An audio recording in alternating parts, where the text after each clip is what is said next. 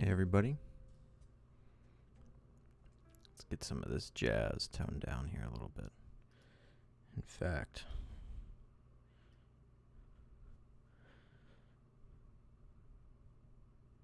oh, too low. Doing that way you probably can't even hear the jazz. Let me know if the jazz is too quiet. I like to have it in the background, but doesn't need to be too loud.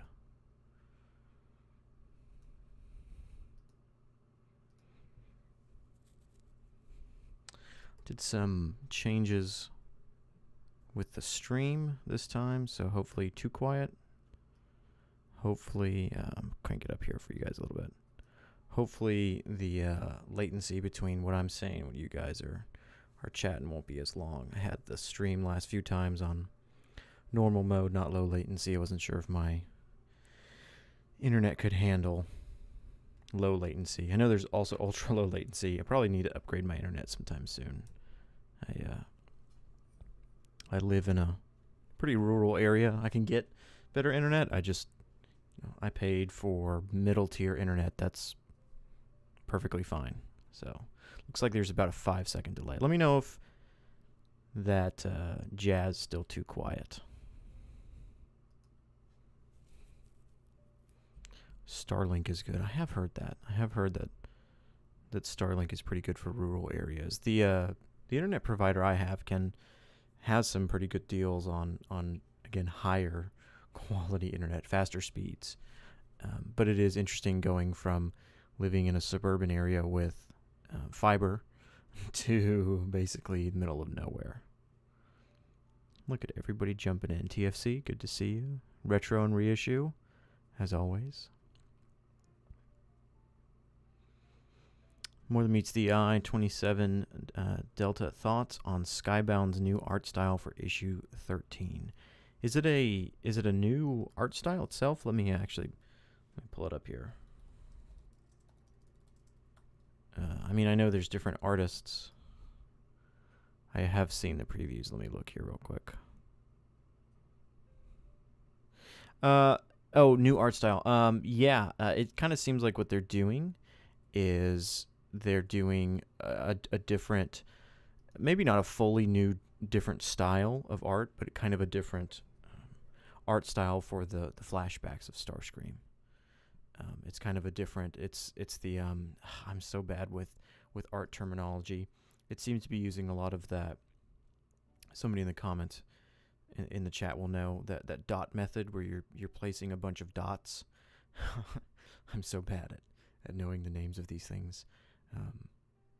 Putting dots everywhere to kind of make out backgrounds and colors. They've been doing it on the comic figures, actually, placing those white or black dots everywhere. Stippling. Thank you so much. Thank you so much. No, stippling. That's what it is. So yeah, I actually like it. It reminds me almost of 2019's IDW 2019 style. It looks a lot more. The current style of the comic is very beautiful. I don't even really know how to say it. It looks more, I hate saying more fun because that almost seems like I'm saying the current style is not fun, but that's not what I mean. I think you guys know what the lines are hatching. Dots are stippling. Gotcha. Okay. See, you guys know. You guys know way better. I think the new art style looks cool for those flashbacks. It looks really cool. I'm really excited. I have a community post going on probably near the end of next week about this, but issue 13 comes out next. I think it comes out Wednesday, the 9th, I think. I might be wrong. Issue 13 is coming out soon. I will be doing a video on Starscream again, kind of his origins, but I'm going to wait until issue 14 comes out because I'd much prefer to do Wednesday. Okay, good. I'd much prefer to do kind of his whole story arc rather than doing a video purely just based off of his character from issue 13 and then having to do another video for issue 14. So when I started the channel, there were already quite a few issues out, And so there was a lot of leeway for me to make videos on a lot of characters. And now that I'm kind of up to date with the comic, I don't want to, spoiler alert, I don't want to make a video on Cliff Jumper about what happens to him in issue 12. That would be like a 5-second video. So not until something really big happens with him. I try and wait till there's more of a story arc. It doesn't have to be a completion of an arc, but something really that I think is worth talking about. And not just parts of it. Yep. 100%. OBS. Hold on. OBS is trying to tell me stuff here. Yep, that's the whole thing. Since issue 13 and 14 are the beginning and the end of a story arc, I thought we'll just wait for that. I have plenty. Don't worry. I have plenty of videos, though, for October. In fact, I think all of October is actually scheduled out. Yeah, which is perfect, because I'm very busy in October with my work. And the whole month is scheduled out. I won't have to worry about making anything quickly, but welcome in, Monkey Chip. Yeah, the D16 video, and I'll talk about this a little bit later, has done just amazingly. Really just has blown me away how well that is done. There will be an Orion Pax video, not this month, not October, probably November. That's the next video I'm writing. Those are much longer, much longer videos. Have you gotten any new Transformers figures? I got Magic Square Light of Peace a couple days ago, and I'm in love. I did actually get some new figures. We're going to take a look at them here on the stream, and Magic Square Light of Peace is one I really do want. I still have my my Studio Series 86 Optimus Prime, which is on pre-order. There's word and there's photos of him popping up at Targets. I went to my Target and checked. They didn't have him. You can scan the barcode, and he pops up on their kind of, in-store barcode checker, but it just says unknown. Somebody posted their receipt as proof on the TFW 2005 forums, and it's actually in a city, I wouldn't say close to me. It's about 2 hours from where I live, and at the time, I just don't have time right now to drive there. So if I find him in stores, I will pick him up and probably cancel my pre-order or keep both. Who knows? 86 Optimus is really good. I know people have had him for a while now. I know, reviewers and people like that, which is great. But the same thing happened with 86 Bumblebee. I had him on pre-order, and then I heard he was showing up, and I went out, got it, canceled my pre-order just that way I could get him quicker. Hopefully get 86 Prime by the end of November. Yeah, my original pre-order said like November 15th. And then it got moved to December 1st, and I was like, man, I can wait. But if I find him in stores, I'm going to pick him up. So, just to get him a little bit early. But yeah, Magic Square Light of Peace looks fantastic. I think, I could be wrong here, you guys, as per usual, you guys know way more than I do. I'm pretty sure that Daniel Warren Johnson uses that figure as his kind of modeling reference for Optimus Prime, which is hilarious. I've always said it's hilarious to me that there's rumors that they may make a Skybound Optimus figure, which means the figure is based off of a comic book rendition, which is based off of a third-party figure. If that's the case, that's going to be pretty funny.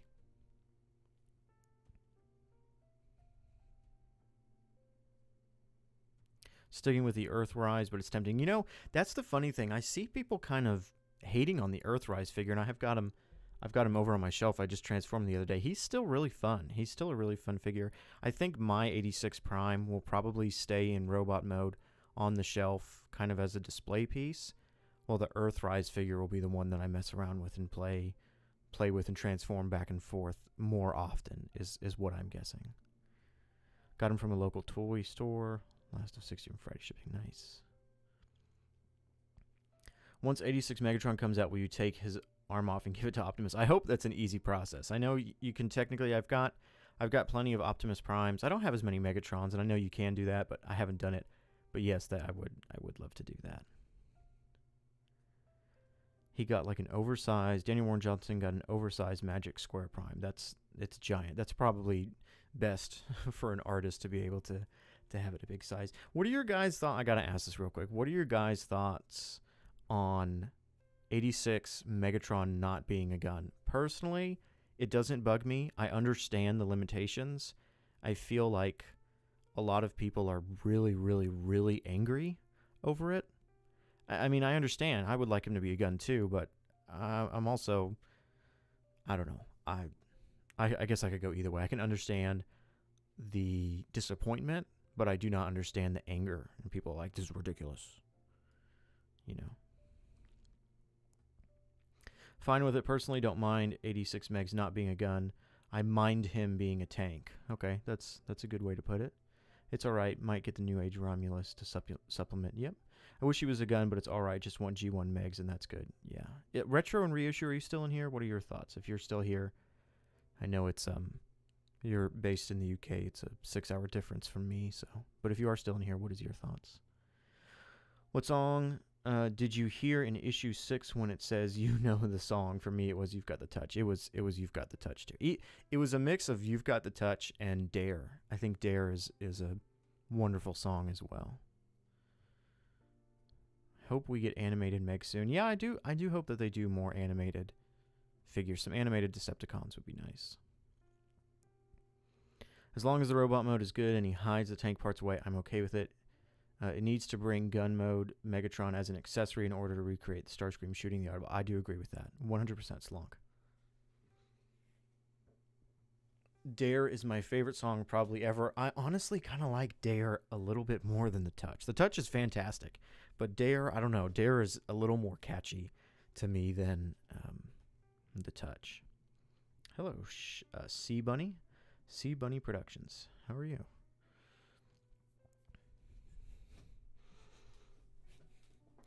Okay, I think we've been, I feel like things are working well with me switching over to the faster paced version of the stream. That way I can kind of see live more often what's going on. Can you guys, I just got to ask, can you guys still hear the jazz in the background? I just want to make sure. Normally I would have like a confidence monitor up here to kind of hear back and watch what I'm doing at the same time, but I don't have it up today. Retro and Reissue says, I don't mind the Megs thing. Replica weapons have led to some pretty tragic mistakes. I'll be displaying Megs in bot mode anywho. You know, I agree with that. For the most part, I display all my figures in robot mode.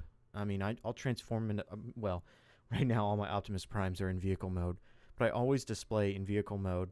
That being said, of all the figures that I can think of, Megatron as a gun would be the one that I do display in his alternate mode.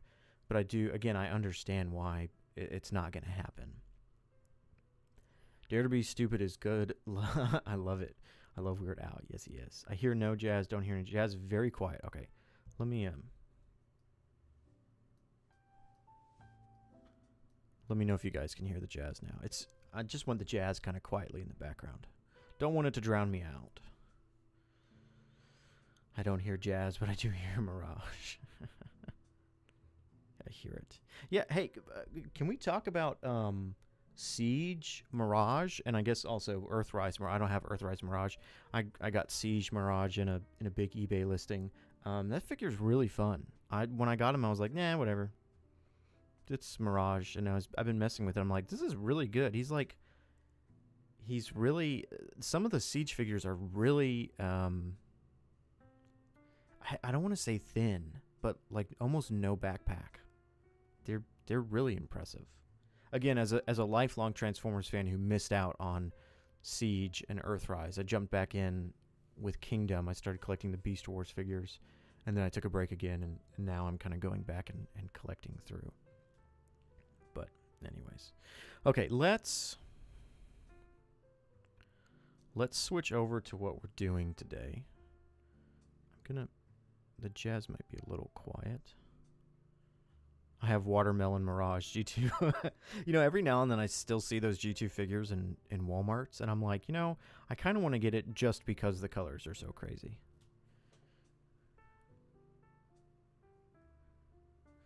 Shame that Mirage in Siege had Hound's powers and not his. I don't recall Siege very well, but that sounds pretty on point. I missed out on Kingdom Rodimus, but I got 86 Hot Rod, so it bounces. Yeah, I was fortunate to get on the first stream we did here on the channel. I was fortunate to get Kingdom Commander class Rodimus, Yeah, Rodimus. I would like to have 86 Hot Rod, though, as well. So, and I know that they're not easy figures to get anymore. But anyways, let's get to what we're actually doing today. You got to see my guy's hands. So scary.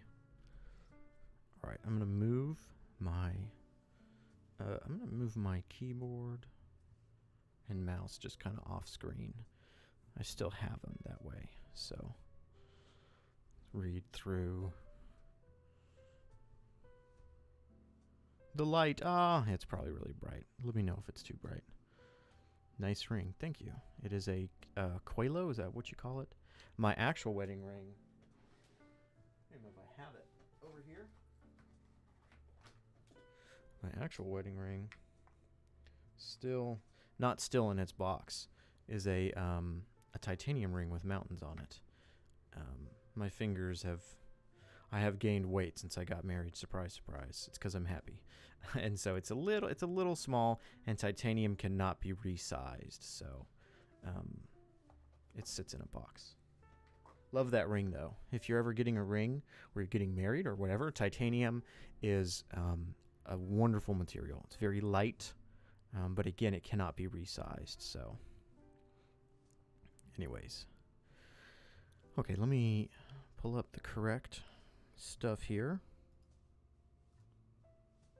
We're gonna what do you guys think? Should we keep the jazz going or should we cut out the jazz? I don't know if it's distracting or not. I don't mind listening to it in my ear. I guess we could do a poll. Start a poll.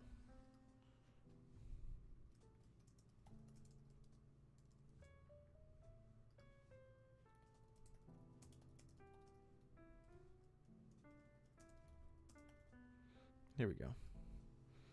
Create a poll for that. I always forget that YouTube Live has polls. You like jazz? Original joke, guys. It's the you like jazz joke. Very original. All right. Seems like we're going to keep it going. Okay, well, I'm going to keep that going. What I wanted to do was originally this live stream was meant to celebrate 5,000 subscribers, and we passed that. We're at 6,000 now. I wanted to say thank you to all you guys for sticking with me since the beginning, for whenever you came in. Thank you so much. The D16 video on the channel has just blown up. It has done amazingly well. At the time, before the D16 video came out, my highest viewed video was my first one, which is a young Optimus Prime written well, and I think it probably has one of the best titles on the channel, and the thumbnail is very nice and clean. And it at the time that the D16 video came out, it was probably sitting around maybe 70,000 views. Maybe I think right now it's like at 80, maybe 90. And I always looked at that video and was like, man, this is kind of the staple. The fact that this video has gotten so many views is just fantastic. And there's some other videos that did really well. My Transformers 1 trailer reaction breakdown. Going into that one obviously is going to do well because the movie wasn't out yet. Lots of different things. The Soundwave video that came out a few months ago blew up. Again, this is not me complaining. I was just like, oh wow, probably because you compare a video about Soundwave versus a video about Carly or Spike or Sparky, which are some of my lowest performing videos. It makes sense because those names are not as recognizable, which is totally fine. I'm never upset when a video does lower numbers than the one before. The way I see it is I'm just going to make what I want to make, and I make the videos that are going to do a whole lot better, like the D16 video, so that I can make smaller videos as well. So but yes, the D16 video came out, and I tried my best not to look at it the day of. I was really busy.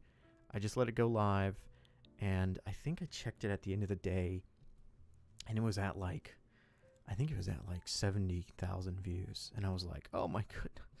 I was just blown away. I've been shilling your channel to as many people as possible. Keep it up. Thank you, Slonk. Thank you. That video is what got me to read Skybound. Oh, good, Quill. I think it's a great way to be introduced to it. The Soundwave and Cliffjumper videos are awesome. Keep I'm going up from here. Thank you so much. But yeah, I checked the videos, about 70,000 views, I think, on the first day, and I was like, wow, this video is pretty much done in one day, in less than 24 hours. What my first video has done in, I think, 4 months is now how long it's been. So that's just been, amazing. And now it's at, I think last time I checked, it's at 132,000. Great, 134,000. Thank you so much. Wow, awesome. So yes, there will be an Orion Pax video in November. October is scheduled out. I promise that video will come, and then after that, we'll be looking at some of the other major characters from Transformers 1. Your videos just make me love Transformers even more. Thank you so much, Monkey. I'm definitely biased, but the War for Cybertron video game video is one of my favorite. Oh, I totally forgot about that. How could I forget? That was the biggest project that I've ever worked on, and it's funny because the Megatron video, I don't recall if the Megatron video is longer, but the Megatron video was significantly less work than the War for Cybertron video. Because what happened here is the War for Cybertron video, there was so much content available for it that every second of that video I wanted to be perfect. I wanted to make sure that everything was right. The D16 video was less work, but it was harder for me because the full movie wasn't out. I couldn't just pull clips left and right. I had to constantly be using the same clips from trailers, slowing them down, pausing them, and still to this day look back at it and go, it's not really what I personally wanted.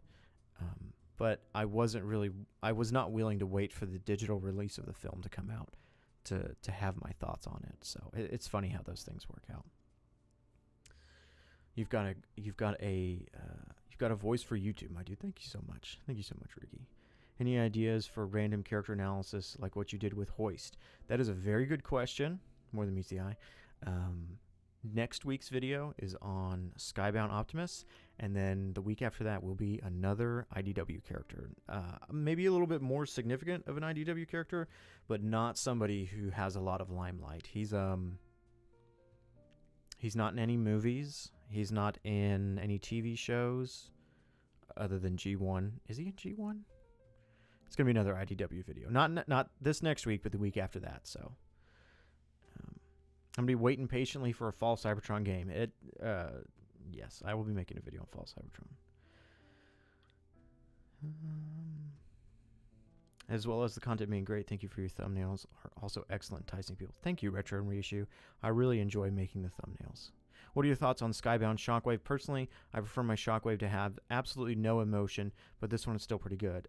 Michael, that is a great question. Shockwave is on the docket for a Skybound analysis video, and so I don't want to give away too much of my thoughts on that. Love the Hoist video. Thank you so much, Slonk. The Hoist video, again, also didn't do as well, but again, it's IDW, so it's older stuff, and Hoist is not a character many people know about. Rodimus? No, keep guessing. Should I dive into IDW? Riggy, that is a great question. It really kind of depends. There's so much of it. I think you can't go wrong with reading More Than Meets the Eye and Robots in Disguise. That's Phase 3? Is that Phase 3, guys? I forget. The stuff before it's not bad. I just think that Robots in Disguise and More Than Meets the Eye is kind of where the best stuff starts. So, Tailgate? Tailgate might be in the video. I don't know if it's about him. Putting my bids in for Tailgate or Pipes. Who would win in a 1v1? TF1 Sentinel or Dark of the Moon Sentinel?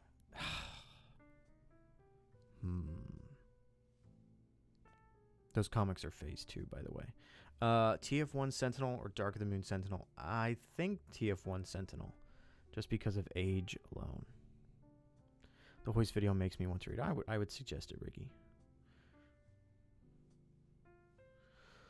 Slonk says TF1 Sentinel. I agree. Okay, so some of the stuff I wanted to look at here is comics and books and things like this. So the Transformers 1 movie novelization I bought on Amazon because it was like $5. I bought it partially because every time I was going back and doing these analysis videos, I was like, what happened in that scene again? I forgot. I kept forgetting. So I thought, let me get the book and let me have it just kind of on standby. That way, if I ever need a specific...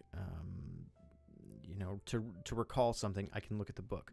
Now, I know that the book is technically probably made for junior readers. I mean, it's pretty small.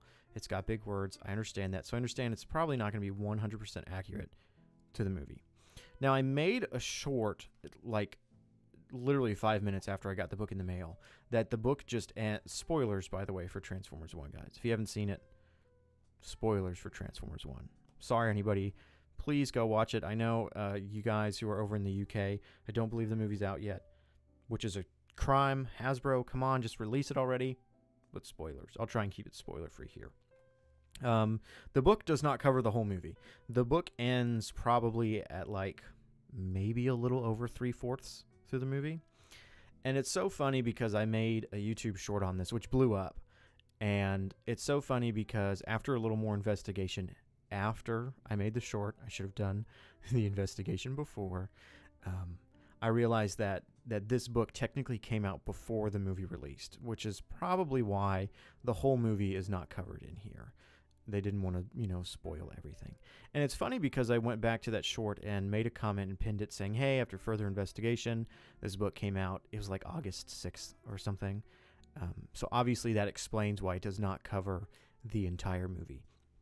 And still to this day, and this is just the internet. Still to this day, I'm getting comments after comments of people going, hey, this is why they did it. And so I appreciate everybody consistently telling me why it is the way it is. But no, it's fun to have this. It really kind of brings me back when the first Transformers movie came out. I almost called that Transformers 1.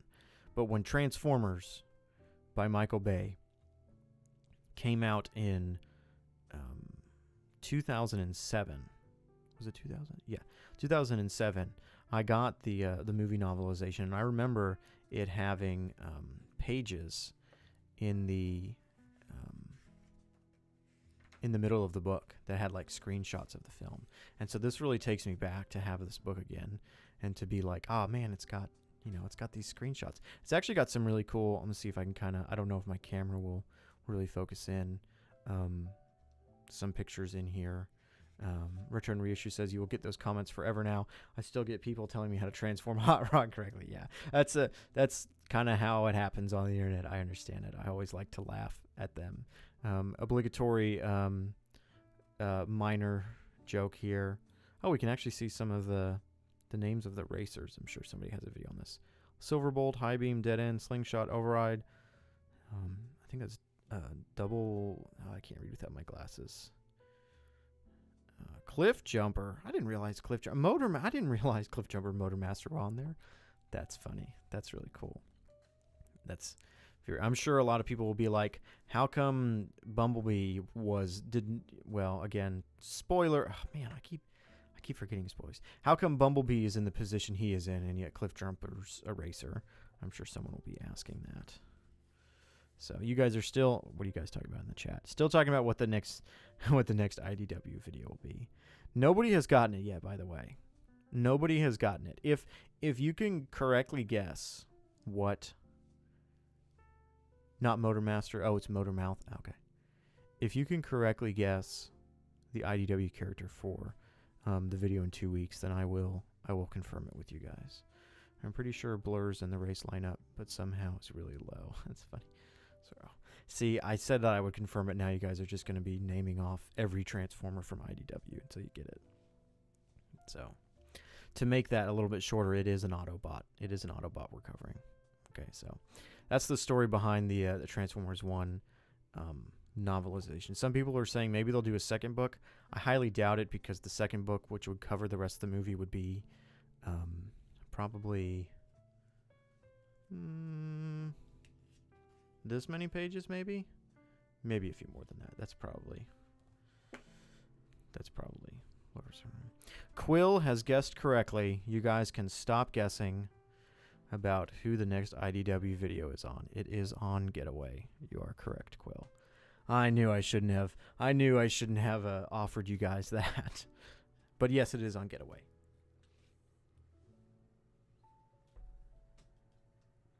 Oh, excuse me.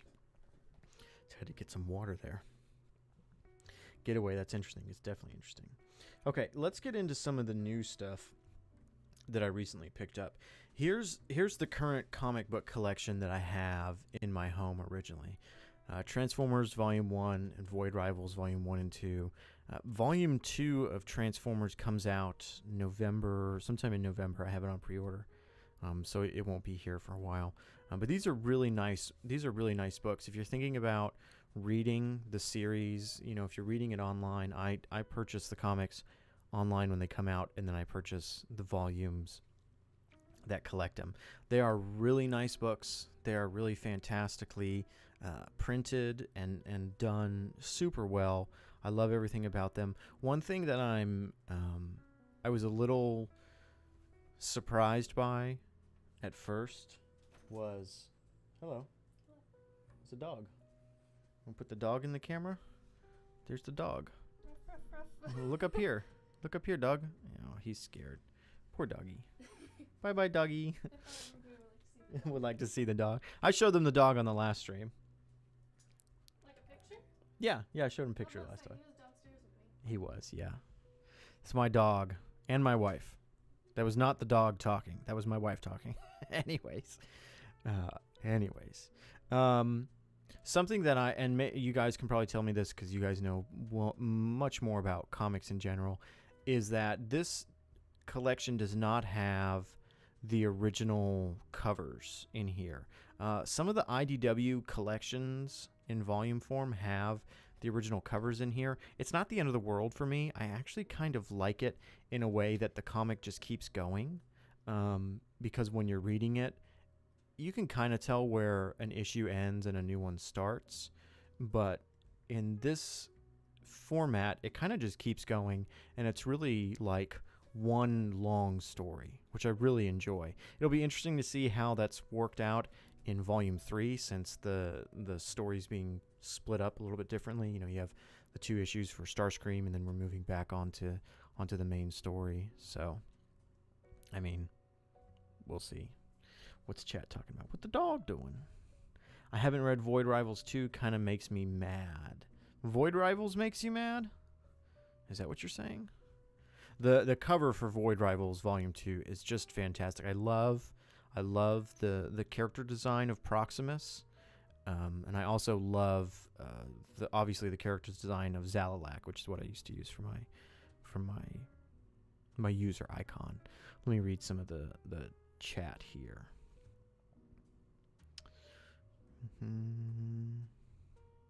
How much did you pay for the artwork of your character? It was about $150 off Fiverr.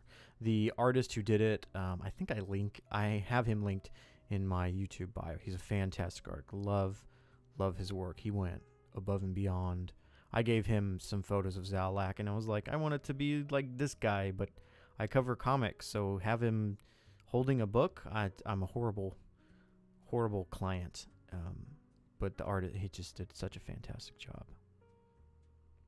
But yes, these books are fantastic. Love Proximus. There's a good old Skuxoid. I do want to find one of my favorite. Well, these pages right here are just absolutely gorgeous.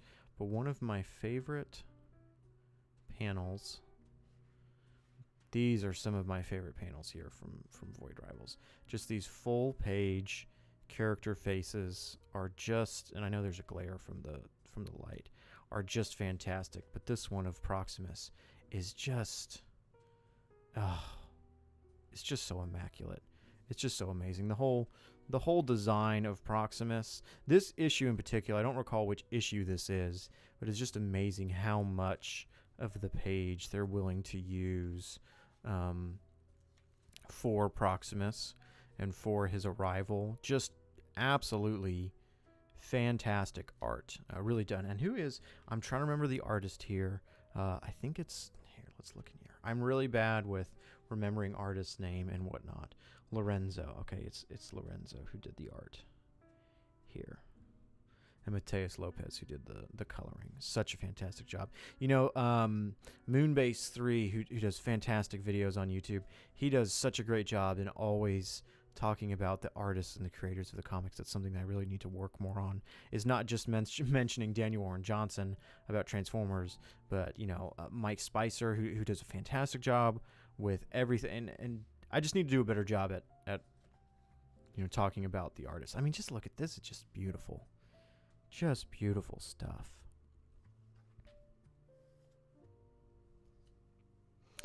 Damn, dude, didn't know Void Rivals is cooking so hard. Void Rivals is always on point with its art and its design. Story-wise, I'm hoping it does a little bit better.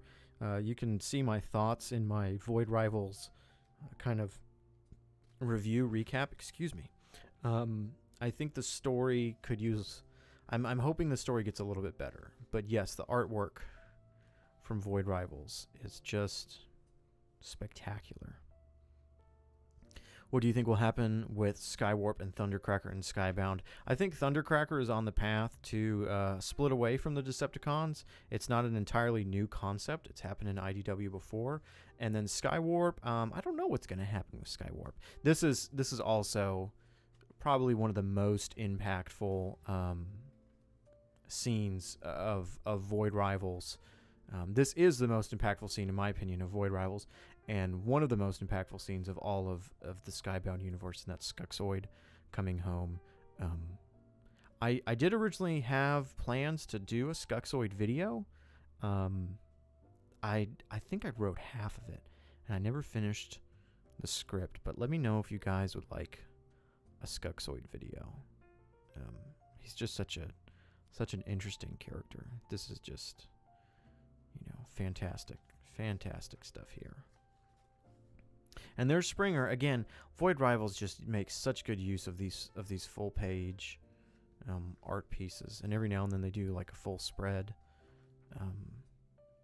I mean, this is just again, just such great stuff. Having Springer here and just all these other characters here. Always enjoy those panels where the text falls away and the story is told through art. 100%. There's so many. I mean, like these scenes here, you've got some dialogue, but you don't need too much dialogue to kind of figure out what's going on here in the battle. And it's such a brilliant use of Springer kind of as. I mean, he's doing this action in this scene, but we kind of see different moments leading up to it, which is just fantastic. Something that I love about this is it's not just, I'm going to go to an earlier page where it's not just, hey, let me just read the dialogue here and see what's going on. Nothing wrong with that. But this is something you look through and you're like, that's so fantastic. Then you move on and then you come back to it and you see little things every single time you go back. You just see more and more. I got a feeling Skywarp might be executed by the cons for being a liability, and that could be what makes Thundercracker go over the edge. That could happen. Where did you get your copy of Volume 2 Void Rivals? Because everywhere I go, it is out of stock. I got this from Amazon. In fact, I got all of these. Well, I got this one at a local store, but I got all of these. No, sorry. I got this one from a local store, this one from Amazon, but the stuff we're about to look at is all Amazon. Amazon has been good to me in terms of shipping stuff. I know sometimes people will say they'll get their volumes in and the corner is folded over or there's lots of damage. I mean, these aren't perfect. There's little, dents and dings here and there, but it doesn't bother me too much. If there's a page ripped or completely creased, then yeah, I'm gonna be pretty upset about that. I'll probably return it and get another one. Again, just beautiful art. But yeah, Amazon has been pretty good to me with this. Also asking about Skywarp because he revealed the location of Decepticon base to the Autobots by his own choice. He's in Autobot custody. He's also aware of what's happening. Yeah, I think Skywarp has pretty much.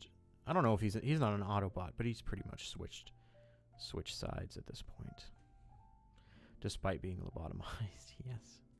I kind of wish Void Rivals didn't use so many cameos from Transformers and use more obscure characters. By then again, the cameos are some of the best parts. Yeah, something very interesting about Void Rivals, and I've never said this in an actual video, is that there's a interview with Robert Kirkman talking about Void Rivals, and he talks about how from a young age he always wanted to do Transformers, and he said the way that he had always envisioned doing it was creating a new IP and then surprise, it's connected to the Transformers. And that was always his plan. And then when he got the Transformers license, at that point, he then had to figure out what Void Rivals would be about. And I don't mean that as an insult, but I think that kind of explains to you the idea of Void Rivals was. It obviously was made, you know, to be a kind of a Transformers tie-in. But I don't think it's bad. I do not think Void Rivals is bad. It's just I think it has a little bit ways to go. Lots of comments here. Let me catch up here. Next arc is going to be Soundwave attacking the Ark. Yep, we'll have through the portal by Prime. Correct. Do you think Thundercracker will get his pet dog like IDW? That would be fun if they did that. That would be fun. All right, so this is what we're starting with. This is what we had, and actually, this still has a sticker on the back. This is kind of what we're starting out with what the channel had, and we're about to jump outside of Transformers here. So bear with me as we talk about some of the new stuff. Something I picked up a few days ago. Oh, more comments. Hello, Delta Tryon. How long have you been running YouTube channels before you made your own? I'm one of your first 300 subscribers and absolutely enjoy. Thank you, Ethan. I do recall seeing your comments very early on. I've been doing, I hate saying I've been doing YouTube because it sounds like I'm a professional. I'm not. I've had YouTube channels ever since, oh gosh, probably 2009.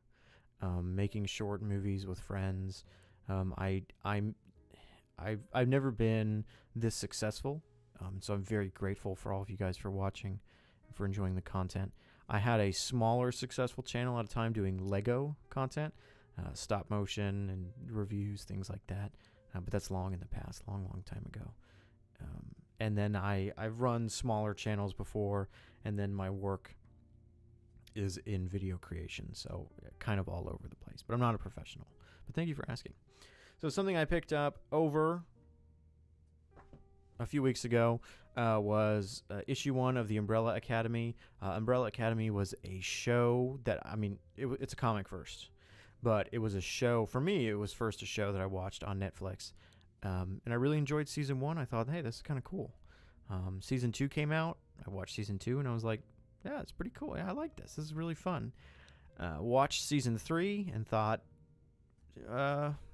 okay, definitely some interesting choices.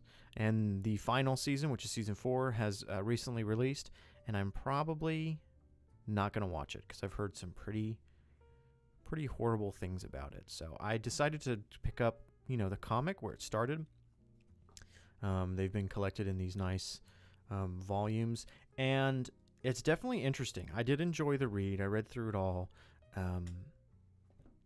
It's definitely interesting because, again, coming from having watched the show has a lot more context, I think, than the comic book allows for. The comic book has to move very quickly because of the amount of issues. Obviously, there's a lot less space in here than there is in a TV show with hour-long episodes, and I think they're like eight episodes. And I think Umbrella Academy might only be 6 issues.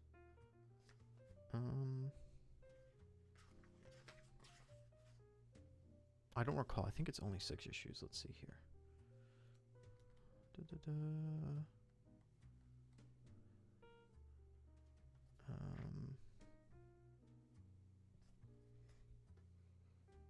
Yeah, 6 issues. So you're basically going from 6 issues to 8 hours of TV content. And so it was probably unfair of me to read this comic and be like, huh, that's it? When I had watched the TV show, which had, again, more time to do certain things. That being said, I absolutely love the art style of this comic book. I love the wackiness and the zaniness of things just happening. This is what I was talking about, that other comics will kind of keep, maybe not the original cover, but alternative covers. But yeah, it was a really fun read, and I'm going to hang on to it. I'll probably reread it at some time. There's some actually extra stuff in the back, some concept art, as well as some additional stories, which I think is really neat. It's a really cool world, and it's really weird, and things just kind of happen, and you're just like, okay, yeah, that just happened. And it's fun. I think it's a really fun read. That being said, Amazon had some items on sale. I fell off towards the end of season 2 of Umbrella also. I understand retro and reissue. I think the ideas are really cool. I think the show fumbles it a lot. I'll see you, BRB, hopefully later in this stream. I think the show fumbles quite a bit. And again, the comic book itself, and I don't mean this as an insult, is not the greatest thing ever. It's fun. It's neat. But again, it's really weird, and sometimes you just got to be like, oh, yeah, that just happened. No explanation to that. But I do think it has some really beautiful art in it. But anyways, that being said, Amazon had a sale. So I got volumes 2 and 3. The writer of this series actually is still working on the kind of the 4th volume. The next issues for volume 4, which is what I'm trying to get this right. This was they turned this into season 1. They turned this into season 2. I think actually they put both of these together into season 2, if I recall correctly. Season 3 is volume 4, which isn't even released. The writer's still working on it. And then season 4 of the show is just something original. So I like that all these go together. I have not gone through these and read. Obviously, just even flipping through here, seeing some, it's definitely some interesting stuff. So we'll see what's happening here. This is very interesting. Again, I haven't read through this, so we'll see. Lots of Umbrella Academy merchandise. So it is interesting that these 2 books are glossed. This one is not. This one is a matte finish, but it's okay. Very similar to the Game of Thrones situation where the TV overtakes the source material. Absolutely retro and reissue. I think something that's even harder about this is that, and this is not because it's comic, but I think just the nature of the story is that it's very odd and weird on purpose. And TV can definitely do that. But again, I think with volume 1 and 2, with the seasons, there was enough there that the TV creators could probably... Uh-oh. We've got an advertisement on our jazz music. Sorry about that, guys. I think it's very easy to kind of extrapolate information from these. But then when you have nothing, you really just got to, make stuff up as you go along. Was that a bunch of cockroaches? Yeah, this stuff's pretty weird. But I do enjoy it. I do enjoy having them. And I'll definitely have fun going through. Oh man, they're not the same. Look at this. What a shame. They don't even match down here. What a shame. Hey, Berries, thanks for stopping by. We're just looking through some comic book stuff that I just recently picked up. Don't worry, guys. We are going to get back to Transformers here in just a second. I'm going to kind of speed through these comic books. Something else. If you guys like Daniel Warren Johnson, used to love the Umbrella Academy.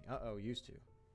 If you guys love Daniel Warren Johnson for all his work that he's done for Transformers, I am super excited to have picked up the hardcover copy for Murder Falcon. Those spines are triggering my OCD. Yeah.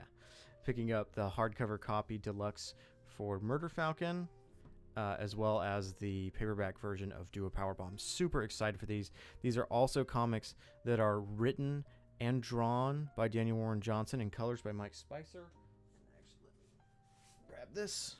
So here's kind of a whole collection of Daniel Warren Johnson stuff that I'm just so excited to get into. This stuff really looks amazing. Duo Powerbomb just looks absolutely fantastic. I can't wait to get in there. It looks, so much like, it is Daniel Warren Johnson. And Murder Falcon, I actually have not taken off the plastic on this. Here, let me do this behind camera so I don't mess it up.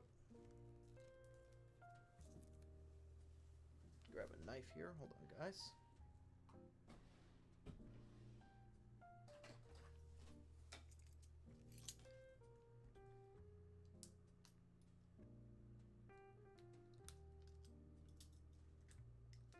Oh, here we go.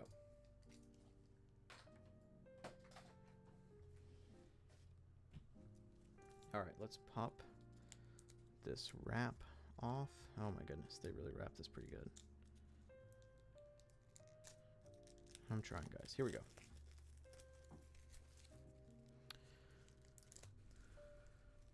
Got to turn in for the night. Have a great stream. And congrats on the success so far. Thank you so much, Retro and Reissue. Guys, if you have not seen Retro and Reissue's newest episode on rewatching Transformers Generation 1, please go check it out. It's such a fantastic video. Seeing kind of the views of somebody who's loved Generation 1 going back to reread it. Just fantastic. All right, there we go. I'm just going to throw this off the side. Ah, it's got a little damage down here. That's okay. Happens. Things happen in life. Do artists and colors usually follow each other to different projects, or is it just Daniel Warren Johnson and Mike? I actually don't know. Again, I'm newer to the comic world, but I bet you chat would know. Oh man, this is just beautiful. Ugh. These oversized pages, you can just tell this is Daniel Warren. It's got that new book smell to it. Ugh. Just beautiful stuff. Very excited to read through this stuff. Man. He's just such fantastic stuff. Oh, and it looks like he's got some... fantastic. Beautiful, beautiful stuff. Daniel Warren Johnson's art. Isn't this a... Hold on a second. This is from Pacific Rim, isn't it? This is a Pacific Rim character, I think. That's interesting. Yeah, that's a Pacific Rim character, and that looks like a Gundam, I think. That's actually really cool. That's funny. Oh, fantastic. Look at this stuff.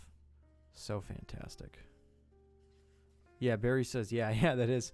I'm guessing it's just some of his inspiration in his artwork that he used. Hey, look at that. A van, just like Carly's van. A van being used. Murder Falcon.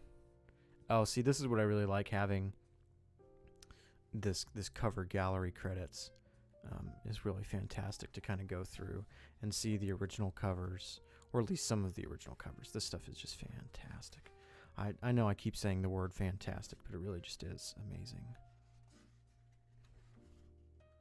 And there he is. There's the man, Daniel Warren Johnson.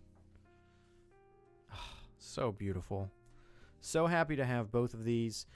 Ever since I started reading Transformers, I really wanted to read more comics in general, and then learning that Duo Powerbomb and Murder Falcon were just great. I also have his comic Extremity, the deluxe edition, which is like this. It's the oversized hardback, is on pre-order. I think it comes out October. Late October. So awesome stuff. So excited. We're almost at the end of the comics, guys, I promise, and then we're going to jump into Transformers again. Don't worry. Why do comics do this where they have the greatest comic covers known to man, but don't use them? I think there's just always so many options. We're going to kind of speed this up here that we can get to Transformers, because I know what you guys are here for. Berserk is another comic that I'm really excited to get into. Keanu Reeves is one of the main guys behind it. This is also still in cellophane. Hey, you can see my screen up there.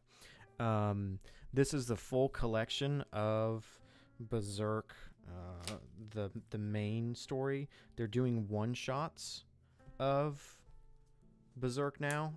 I know very little about this comic, but I've heard a lot of great things. There's a comic...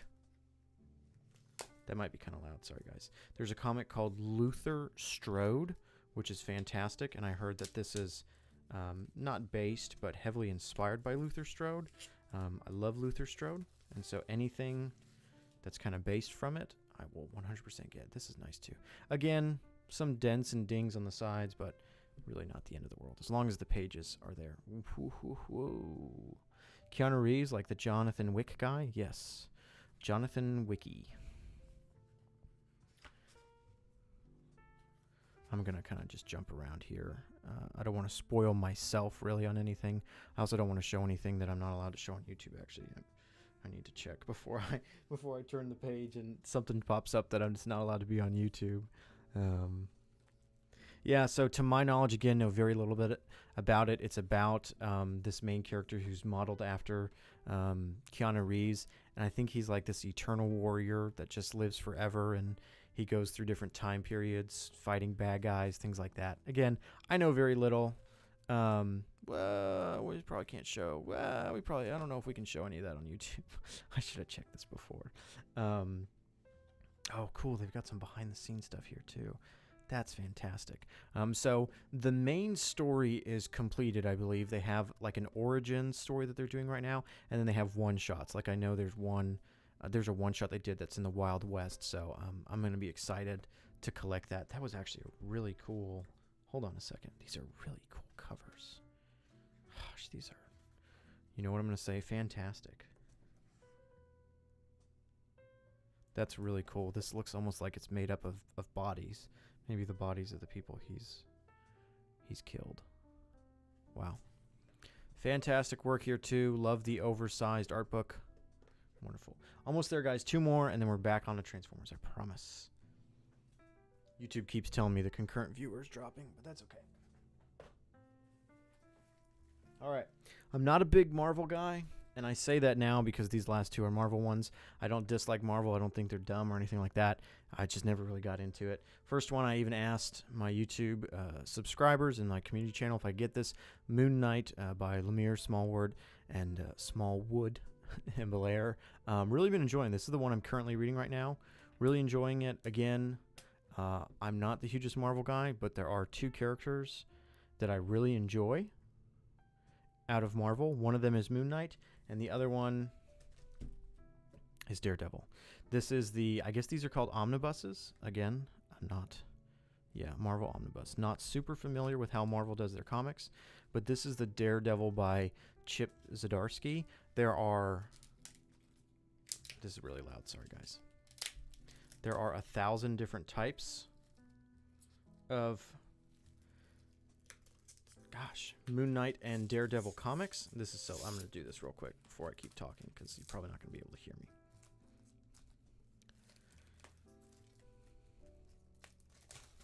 All right, here we go.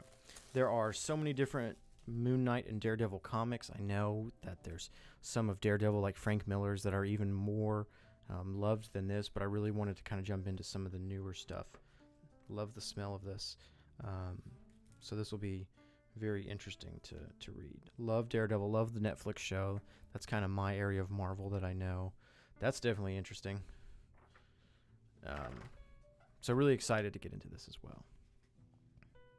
Marvel ruined Moon Knight when they made his villains real instead of just being a schizophrenic hallucinations. Interesting. Barry's John Wick and Edgy the Hedgy. You like Marvel street level heroes? Yes, I do. Yeah, I really enjoyed the Daredevil show when it came out on Netflix. I was not watching Marvel movies really at the time, not keeping up, and so the Daredevil show was really fun. The Moon Knight show, I didn't have the biggest issues with. I know there's definitely some things in it, and I was like, what? Huh?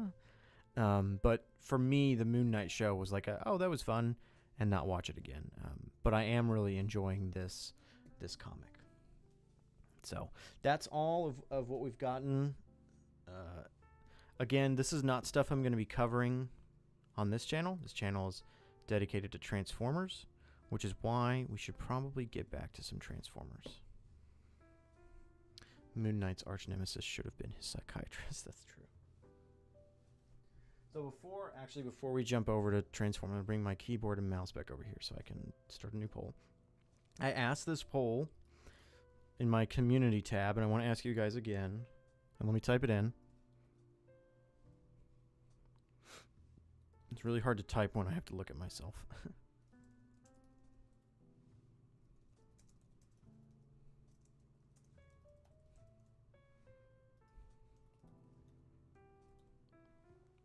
I really would like to talk about some of these other comics, but I don't really feel like I should do it here on this channel because this channel is about Transformers, and I'd like to keep it that way. And so my question was, and there's a poll, should I start a new channel for non-TF comics? It's not something I would post on as often as this channel. I've been doing kind of weekly videos. I probably wouldn't even put together a schedule. I'd just talk about stuff here and there. But I really would like to keep this channel Transformers focused. Well, at least Transformers and Energon universe focused. So speaking of Transformers, found this guy at the store. I found Studio Series Megatron here when I was out looking to see if 86 Optimus Prime was showing up at Targets. Optimus Prime was not, but I did see Megatron, so I was really excited to grab this guy. As long as it isn't too much for you, then absolutely. It probably wouldn't again if I end up doing a second channel on non-Transformer stuff. I probably would not keep myself to a schedule like I have with this channel, and just kind of do stuff here and there. And it's also going to be on stuff, obviously, that has been out for a while, like do Power Bomb, and so it's not going to garner as much attention because it's not something new. But I probably, if I do, I haven't decided yet, if I do a new channel for non-TF stuff, that's probably where my The Moon is Following Us content will move over to. So yes, Megatron, Studio Series Megatron. I don't actually have the Studio Series Optimus Prime. I wasn't going to grab it because I grabbed the Prime Changers version, which I love. It's such a fun figure. And I thought, yeah, I don't need the Studio Series. But then I saw this guy on the shelf. I was looking at him and I was like, this guy looks really fun. And because of that, I'm going to have to get Studio Series Optimus Prime. So let's get him open here. He's got some tape on him. So grab my knife. My very old, rusty knife. Remember to cut away from yourself, guys. Very rusty and very blunt. I'm not a box collector, guys, so if I'm bending pieces of the box, forgive me. I do hang on to the boxes, but it's not really a huge deal for me. Anything else in there? Just the display stand. Cover that up and I'm gonna put that right off. Oh, wait, nope. If I do that, I can't see the chat. There we go. Oh man, you gotta love all the twist ties and stuff that they leave on here. That's fair. Keep it a Transformers channel and have a separate channel for other comic stuff. It's also good to not constantly focus on Transformers so you don't exhaust yourself with it. That's a very good point, Spidey Man. I was thinking of picking up Studio Series TF1 Optimus, but I just don't like the colors at all. Confusing me why they're such ugly colors. The colors don't bug me as much. I understand why it's screen accurate rather than the gray.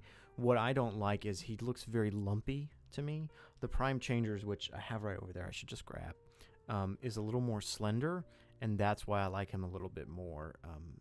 I don't know, Studio Series version just looks oddly, again, chunky to me, and not in a good way. Lumpy, not chunky, lumpy, like it's just poofing out in different sections. But I do understand the complaints about the colors. I 100% understand that. It doesn't bug me, really. Maybe it will once I get him in hand, but this guy's got a lot of extra parts to him. Interesting. I'm going to do this off cam. I'm going to get these off camera. That way I can focus on not destroying the figure.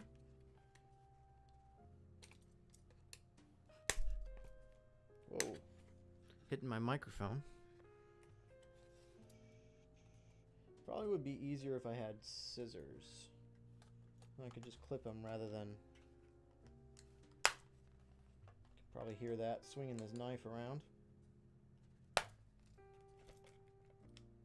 Very dangerous. He's got so many of these ties.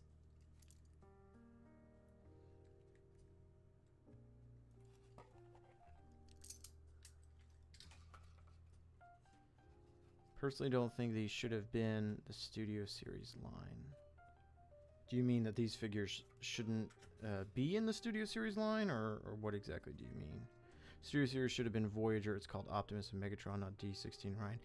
So I kind of go back and forth on that, Quill. I understand that they're deluxes so that the Voyager can be Sentinel. I get that.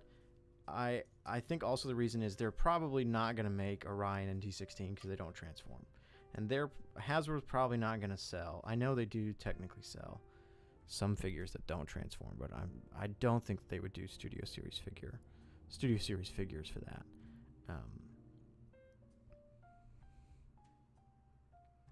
But I also think it's probably because of price point. They want an Optimus Prime and a Megatron available at a price point that kids can collect at. I know Studio Series is not technically some people say Studio Series is not for kids. I mean, I'm not a Transformers toy YouTube channel, so I think there's better people equipped to argue about that than me. I don't mind them being deluxes. I would have preferred them if they were Voyagers, though. Yes. So. All right, let's get these things off him.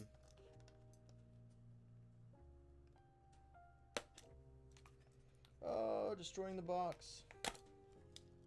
He's not going to be mint anymore.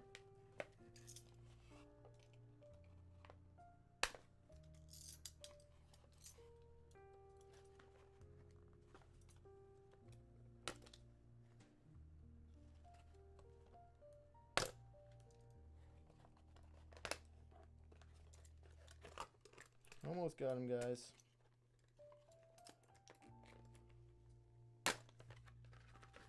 Alright. We damaged the background of the box a little bit, but that's okay. It doesn't really bug me. Very tall. Oh yeah, you guys aren't going to be able to see that. Oh, interesting with his head. So, let's look at that here in a second. Let's get his last gun out. There we go. Alright. Box. Let's go over there for a second. This is going to be a little interesting since I have him laying down. So, very flat. Does his backpack just... This folds down. I've seen some reviews of this guy, but I do not know how he transforms or anything like that. Kind of looks like those should plug in there. Oh, that's what this is for. Dummy. Just like that. Okay, and then they do plug in. Okay, much better. Okay. Something I noticed right away off the bat, and again, pardon me, I'm trying to get used to this camera angle, is that his head is kind of off to the side, and when I turn it, it's really tight, and it moves back. See that? It's probably hard because I'm moving the figure with my hands, but turn his head. If I move it, see, look at that. Oh, well, now it stayed, but now it popped back. Interesting. And when I move it all the way, there's like a little crunch to it. Interesting. Maybe something that I can fix. Not the end of the world. Not that big of a deal.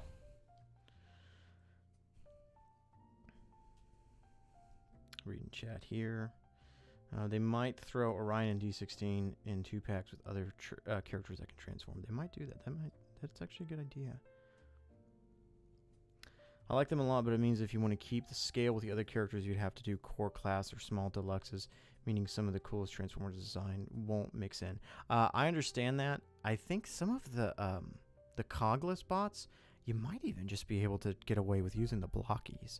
Because like Blockies Hound and Ironhide, I know Blockies kind of, their proportions are a little different. Their heads are a little bit bigger than they should. I feel like they look really accurate. I could be totally wrong on that though. Have you seen the Transformers 1 Yellow Park model kit to make those transformable and add that to the Studio Series line? And I'd purchase it. There are, Yellow Park, I've got some of their figures, fantastic stuff. Blockies is also doing less cheapified, more accurate. I posted this on my Instagram, there are so many companies doing non-transformable, screen-accurate Transformers. And I love it. I think it's great. Some people say they're not Transformers because they don't transform. You know, give or take. I just think it's cool that somebody's making that stuff. There's always going to be limitations with screen accuracy and a figure that can actually transform. Orion packs and D16 will come with the Darkwing multiply. That would be funny. All right, let's look at this figure here. He's got some nice articulation. Interesting foot. Does he have heels that I need to flip out? No. Interesting that his feet are filled in. That's not something I'm used to seeing. Head, we've already messed with. Arms. That's actually really nice that these... oh, they're ball joints. Interesting. But it is nice that they have that cut out so they can go all the way up. Ball joints. Interesting. I thought we were moving away from ball joints, especially on the arms. Those are going to get loose pretty quickly. Double elbows. Very nice. Kind of looks like he's got mittens on. Obviously, those are the treads. I'm guessing they're going to like turn that way or something. I like the eyes on the head. Again, I apologize, guys. I keep wanting to put him like this, but then you can't really see him very well. Lots of weapons here. Let's see. This is his fusion cannon. Very small. But this is obviously, I think, correct me if I'm wrong, guys. This looks like... Is this the final iteration of Megatron, or is this the second? I always get so mixed up. He doesn't have the Decepticon logo on his chest or on his shoulder, so I don't recall. But this is... Fusion Cannon's a little small, but I think that's kind of regular at this point. This, I'm guessing, just plugs in over here. Yeah, just as another cannon. Okay. And I'm pretty sure that these go back here on his chest. Whoa, hey, come back.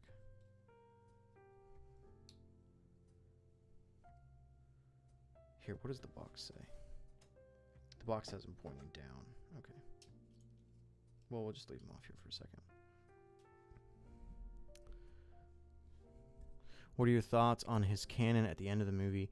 I prefer his first cannon when he's beating up Starscream. Yeah, I kind of do too. I like the tri-cannon style. It's cool, but I do prefer the more not accurate, but more G1 kind of cannon. I think they're both cool, but I do prefer this one a little bit more. What's your first impressions of the figure? I actually really like this. Again, I was going back and forth. I like his legs are obviously really long compared to his body, but that's kind of the aesthetic. Does he have a waist swivel? He does. Of the Transformers movie, does do 360? It does. I actually really like this. I don't mind the gray. Some people I know are upset. They want all the Megatrons to have silver. That would be awesome, but the gray doesn't really bother me. At least it's gray and not that yellow that Optimus has. Is probably what people are thinking. So, yeah, his head is so funny that it like wants to keep popping back. Interesting. Again, I'm trying to get him in a pose here, but I know that if I set him up, you guys won't see him. So we'll just stick him down like that. Do you think they'll be able to make Sentinel split in half? I'm sure. I bet you'll be able to pop his waist apart and do that, Quill. I bet you. The head sculpt is final version, but the arm cannon is the D16 before Megatron is Cog. Yeah, actually, now that you say that, that is a good point. I'm going to see if my camera can focus this close in. I have no clue. I do like the head sculpt. I think it's great, but you are correct. It's kind of a mishmash of both, which I'm guessing the Optimus figure is probably. Not the end of the world for me. Again, Studio Series is supposed to be the accurate line, so I understand if other people have issues with that. But for me, as a regular toy collector, it doesn't bug me at all. These are really interesting. These are probably for his vehicle mode.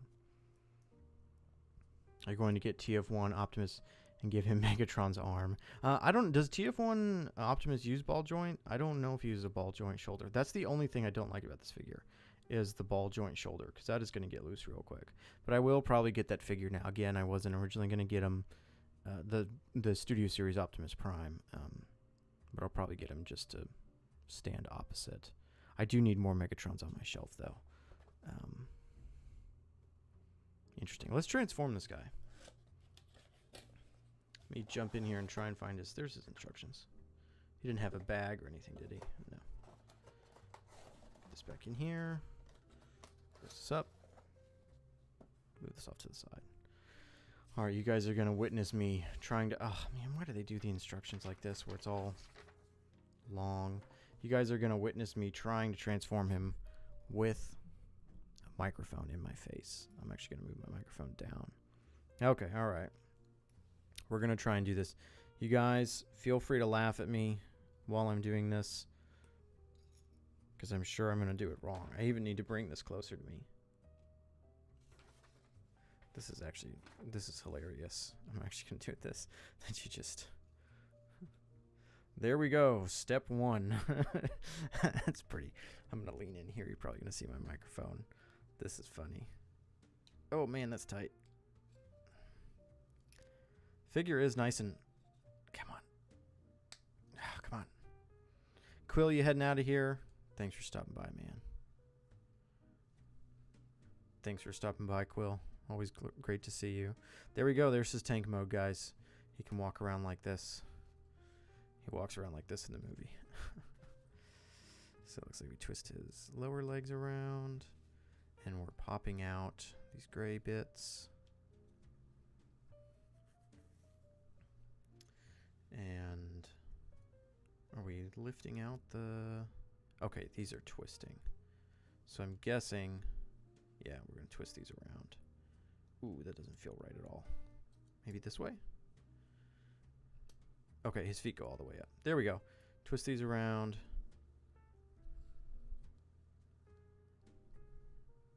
Oh, lift that up. Sorry, guys. Again, not a toy reviewer here. Don't know how to keep things on camera, apparently.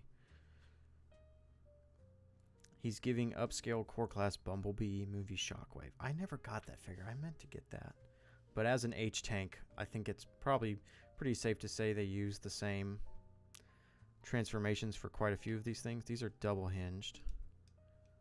Let me pull this closer because I'm trying to read it off camera. So we're flipping his feet up. Okay, so we're not clipping those in just yet. We're pulling down his chest. Do you think we will get a Voyager release of these in the future? I don't think so. I think this is probably what we're gonna get. Rotate his head. Oh, well, there he goes, guys. It happens. This is not a spoiler for the movie that his head pops off. Hey, I've been wondering, ever since your War for Cybertron game video, are you going to make a video for Fall of Cybertron? Yes, I will. When? I have no clue. It's probably going to be quite a while till I make that. Hopefully, I don't even know if I can say this year. But I am excited to make that video. And thankfully, I still have a copy of the game so I can go in and capture some of my own footage. Okay, I need to focus here, guys. Twist the wrists around. And then we're twisting... Oh, we're twisting these to where the treads are in front. And then we're twisting these to where the treads are also in front. Gotcha. All right, Hasbro, I'm trying.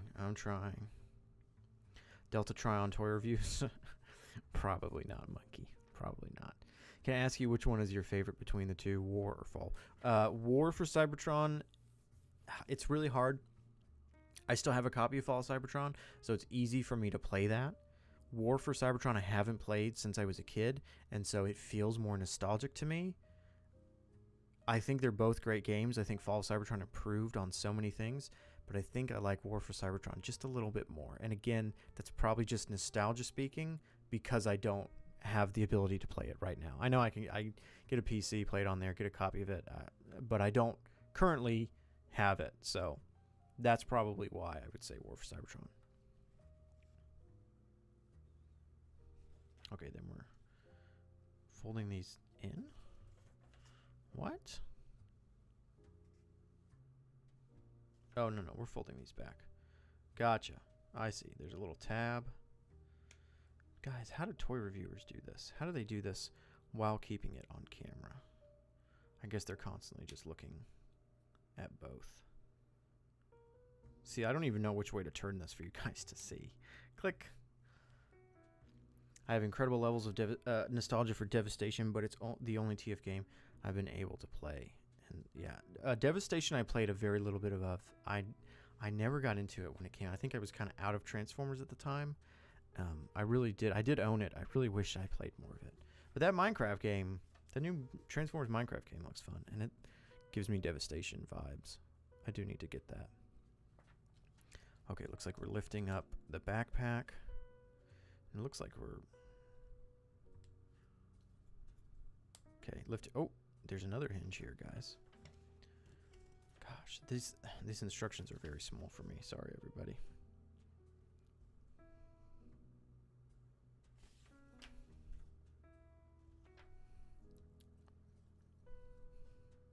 I think this is supposed to rotate.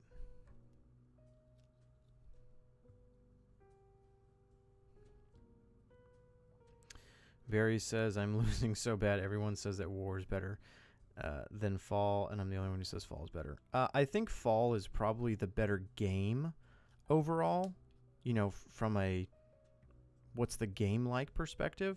But again, I just have so much nostalgia for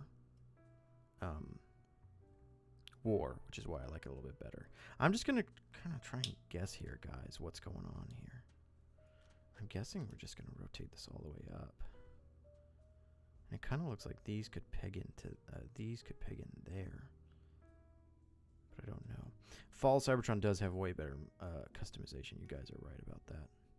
100%.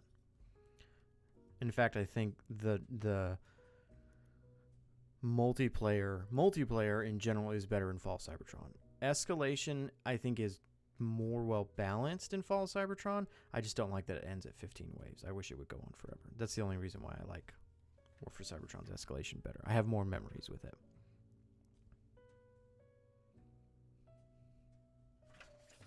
Okay. Looks like I got the arms sort of kind of right.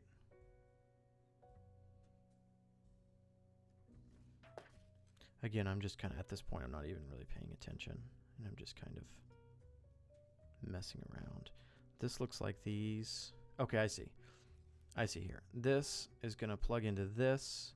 And it looks like, again, how do I turn this? This is going to plug into these little gaps right there. It looks like it. And I'm guessing this just sits right here.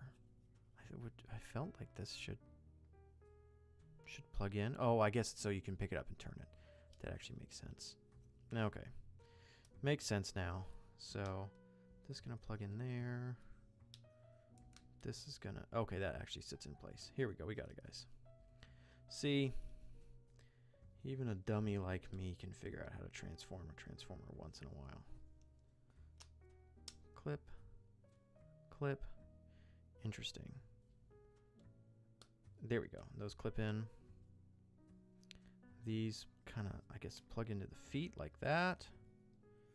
Very interesting. Wow, looks like I'm done. Just got to put together the cannon, which, did they say it goes this way? Ooh, that's really tight. I don't know if that's ever going to come out again. And then this is going to go up in there.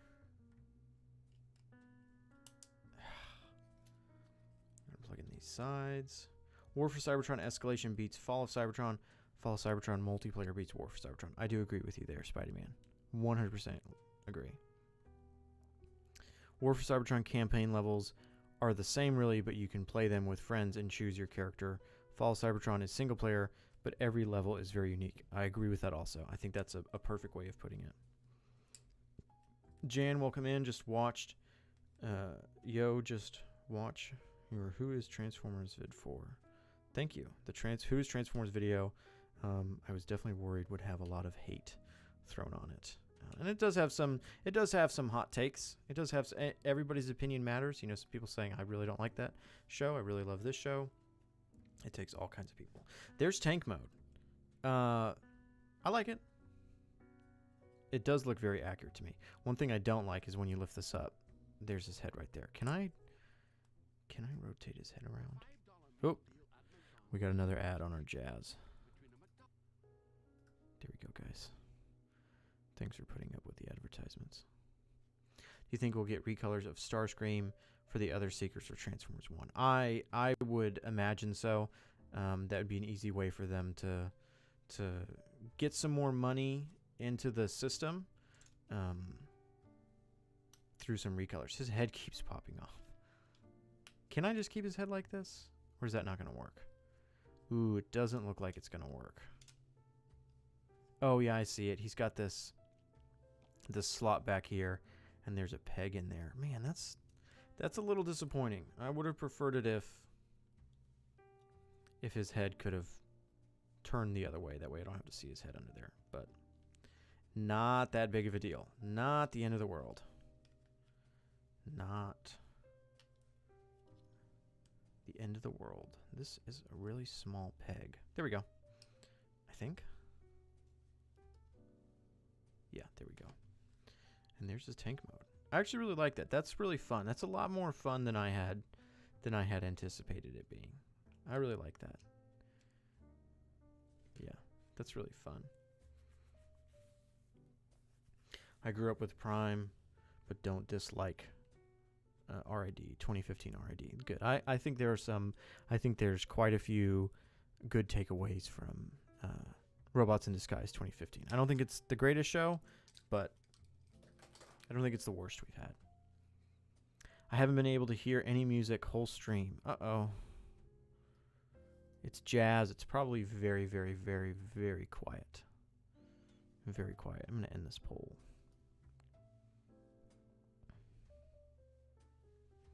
Some of you guys said no about creating a new channel for non-Transformers comics. If you're still in the live stream, please let me know why. I'd love to hear all sides.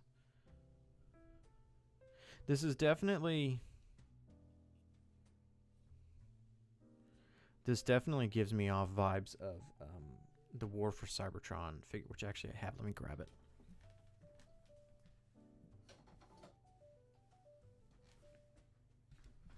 Both. Oh, wait, no. This isn't a deluxe. This is a Voyager. Yeah, this is a Voyager. Is this a Voyager? I think this is a Voyager. Yeah.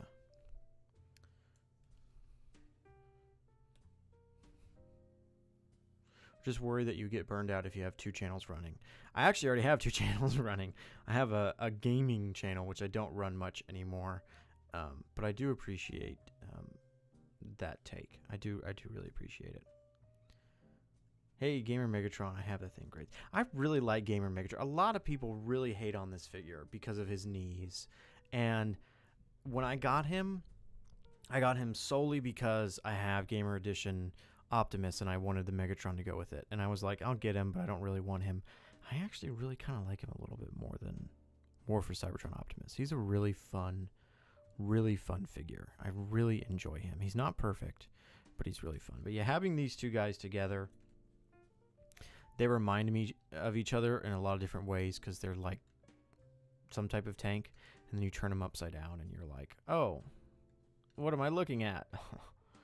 But these guys are really great together. I do wish, again, this is the silver kind of paint that I think would have looked great on Megatron here. Megatron's a little more of a, again, he's not, I don't think he's the same yellowy gray that Optimus is. But he's definitely got a little hue of something on him. Yeah, if the whole thing could have been this silver, that would have been awesome, but it's not that big of a deal. Are these the same silvers? This one's a little lighter. But yeah, I really like both these figures. I love it when they do red on Megatron. I think Megatron needs red in his color scheme, even if it's just a little bit.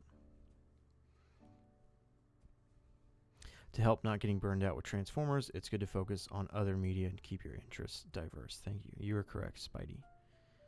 Hot take, most of Megatron's faces are pretty ugly. I wouldn't say it's a hot take. I think you're correct just because he's the bad guy. Waiting for a Fall of Cybertron Gamer Optimus to come out. Yep, me too. I am excited for that. This guy is in the same wave as Voyager Ratchet, and I wasn't originally going to collect all the War for Cybertron figures as much as I love the game. I have Megs, I have Optimus. I don't have Bumblebee or Cliffjumper or Starscream or Sideswipe or, oh, who else is there? The Decepticon Soldier.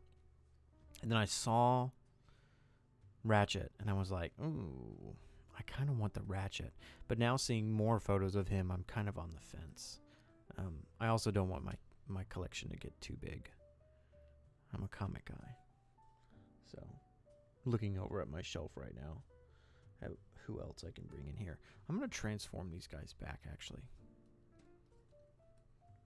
Boom, there you go. There's the tank mode we need. I think maybe that's my only complaint with this, really, other than the head not being able to turn around, is that the top of the tank feels like an accessory. So, you know, this is really what the alt mode is. But it works, and so, oh man, it works.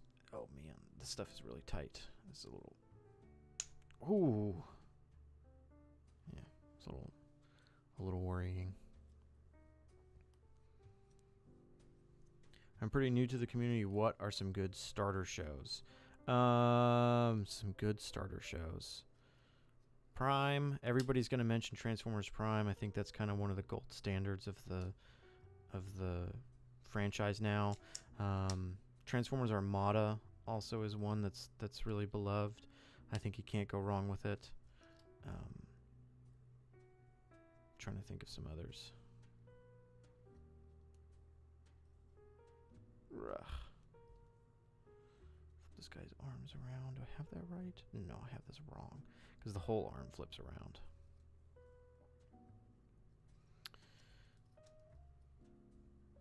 Cyberverse, yes, Ethan Andrew is correct. Cyberverse. I actually, a lot of people were asking me in my video about who is Transformers 4. Oh, you gotta pop these out first. If I had seen Cyberverse, because I didn't mention it. I have seen Cyberverse, and I actually really enjoy it. It's a little, the first season's not the greatest. You kind of got to get through a little bit more of it. And it's a little more goofy in general, but I think it's a great show the more you watch it. I do need to make a video on Cyberverse because I really enjoy it. It brings a lot of the long-standing ethos of Transformers onto the screen, which is really fun. And I think if you watch it with that in mind, you're able to kind of look past the more not goofy, because goofy is bad, but the more kiddish stuff. Again, not that, being kiddish is wrong. Something that we talked about in that video. I feel like these legs aren't right. Hold on. Do these legs panels plug in? Because these are just kind of sitting there. I guess not. I guess I didn't check that. Yeah, I guess they just sit there. Okay, well, not that big of a deal. I thought they would have plugged in. Let's give him his fusion cannon. Give him this cannon over here. That arm's already loose. Ruh-roh. Is that a pin? It is a pin. My toy is not perfect and will not be perfect for the rest of the time. I must get a replacement. I'm joking, guys. Let's transform this guy as well while he's here. Check some stuff here.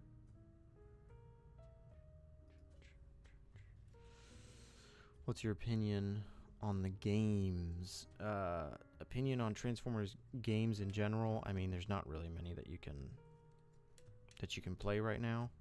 Sadly, War for Cybertron, Fall Cybertron, I think are the gold standard. I really want to play the Minecraft game. I haven't played Minecraft in years, but it does look really fun. Click. This guy's very clicky. Oh wait, this goes in first. This guy's very clicky, and I love that about him. Come on. What are you stuck on? That's what you're stuck on. No? There we go.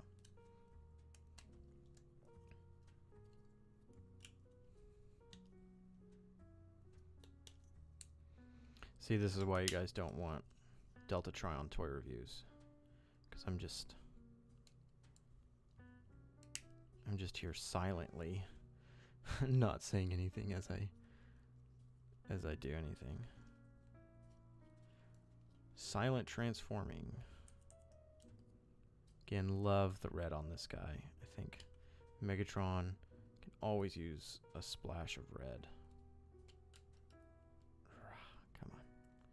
Come on. There we go.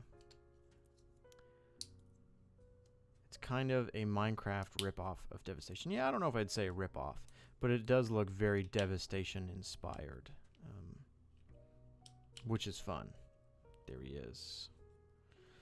I've always wanted to play Transformers Devastation, but I'm a completionist, so it's going to gnaw at my brain to refinish it 3 more times. I get that. Again, love this figure. Everybody, there's a lot of people out there who hate on this figure because of his knees. They say, well, his knees don't bend past this much. That's all they do. They do that. It's 1 click, 2 click, and that's it. Therefore, bad figure. And I'm like, okay, technically, yes, and to bend his leg more, you do need to untab this back to then bend it. And it's, it's because of this this tab right here. But it really doesn't bug me that much if you got to untab that to move his leg a little bit more. I think he's just a really solid figure too. I mean, if you want to be game accurate, you can do that, but that looks pretty horrible. Let's switch these guys' fusion cannons actually now that we're here. Clip. And clip. Yeah, one of these looks great now. This looks pretty cool with this big giant fusion cannon. And I love giving this fusion cannon to different characters. But yeah, definitely not the right way for this guy. Hey, Sculpy. So let's switch these back. Very fun. Both very fun figures. Enjoy them a lot.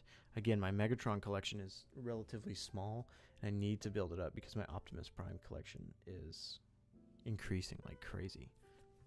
I guess that makes sense, though. They're going to make more figures of Optimus Prime. He's a little more recognizable than Megatron. Maybe I haven't transformed this guy's legs right, because now his knees aren't bending. Oh, were they just clipped in? Okay, they just clip in, that's why. Okay, I was gonna say. They just clip in. Gotcha. Yeah, these ball joints are already a little looser, but that's okay.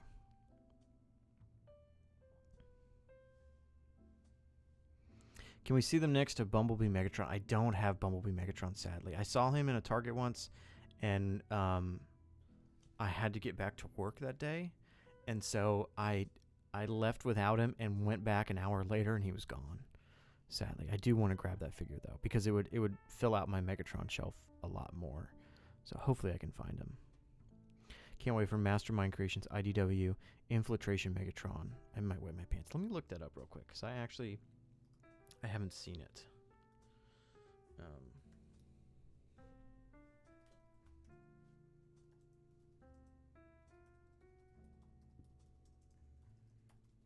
Excuse the typing.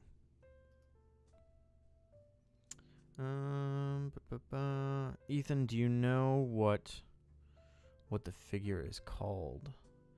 Mastermind Creations. Like what they're naming the figure. I know they don't obviously use Megatron.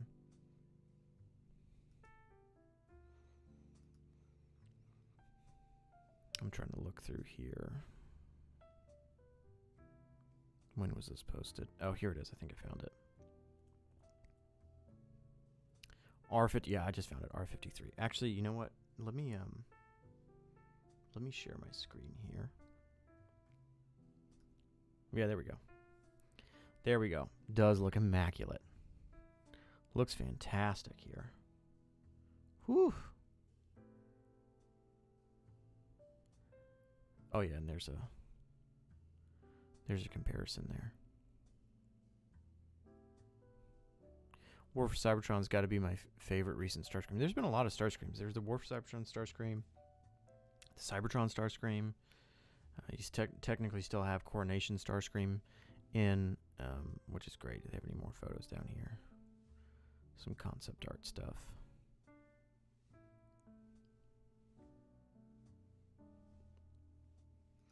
Yeah, something else. I think I have TFW. Yeah, 5 up here. 2005. You can see some people are finding these figures in stock now, Megatron and Autobot Ratchet. Again, I need to see a review on Autobot Ratchet before I make a decision on him. I'm considering it, but I need to see more about the figure.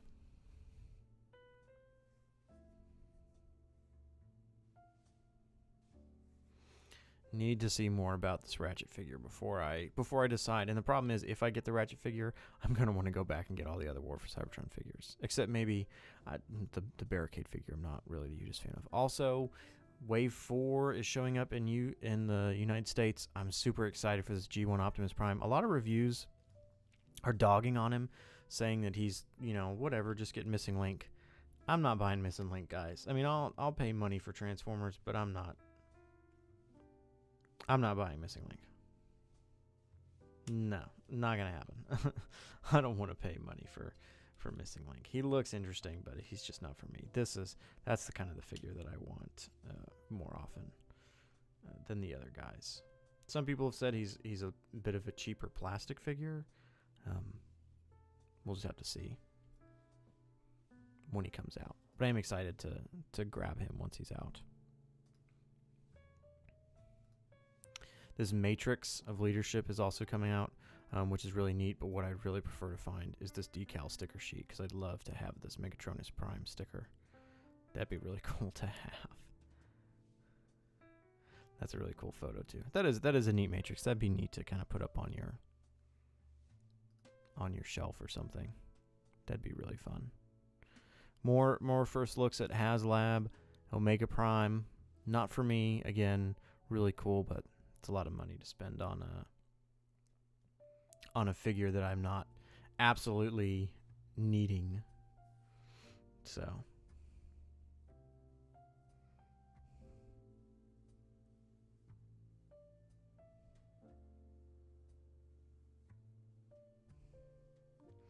what is your list of favorite Decepticons, like top 10? That's gonna be a big list. I don't even know. I will say I am excited to get the Tarn reissue. Very excited for that, because I did not pick up the original Tarn release, and Cosmos as well. Excited to have Cosmos as well. He'll be fun on the shelf. But anyways, so yeah, this guy's really fun. Gamer Edition Megatron is really wonderful as well. I like both of these guys. Really enjoy both of these guys. It's funny how when I design-wise, I prefer the Optimus Primes over these guys, and yet the toys, I kind of prefer the toys over the Optimus Prime ones. But then again, I don't have Studio Series Optimus Prime just yet. But I do need to get him now that I've collected this guy. Does this Megatron have toes? I did not realize he had toes. I wonder if I've been supposed to be folding those up during transformation. Huh. How do you like that? Never knew. And this guy does not. No toes on this guy. No toe articulation. Gonna have to rate this figure a 1 out of 10. So both really fun figures. Let me go put my Megatrons back on the shelf.